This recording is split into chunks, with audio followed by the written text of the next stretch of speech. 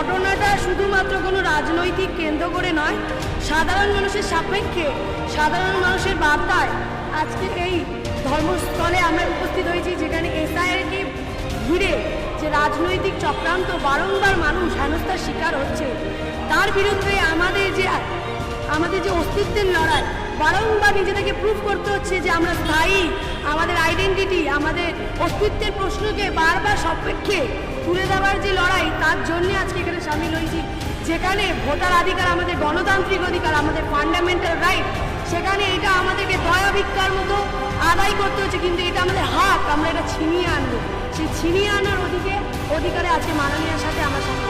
আমার নাম ঋতিকা সর্দার, আমি হাজরা কালীঘাটের একদম মিডিল থেকে বলছি, আর আমি একজন আইনের ছাত্রী, আর আমি সপক্ষে এই সভাস্থলের সাথে যুক্ত হয়ে খুবই অনুপ্রাণিত। কারণ বিজেপি একটা ভাষা বোঝে না, বিজেপিকে নানান ভাষায় উত্তর দিতে হয়। আর যেহেতু আমি আইনের ছাত্রী, আর সেখানে আমাদের মাননীয়ার আর একটা পরিচয় আছে, তিনি একজন আইনজীবী, তাই সেই আইনজীবীর সাপেক্ষে আজকে আমি প্যালেটটা নিয়ে এসেছি, যেখানে দিদি একজন আইনজীবী হয়ে সাধারণ মানুষের সাপেক্ষে গিয়ে সুপ্রিম কোর্টে সওয়াল করেছে, কোনো রাজনৈতিক নেতা মন্ত্রী না হয়ে। তো সেখানে আমি গর্বিত, আমি অনুপ্রাণিত, আর আমার আদর্শ তিনি। জয় বাংলা। আমার বাবার নাম অর্জুন সর্দার, তিনি একজন ডে ওয়ানের কর্মী। আমরা হাজরা কালীঘাটের একদম সভাস্থল থেকে বলছি। ধন্যবাদ।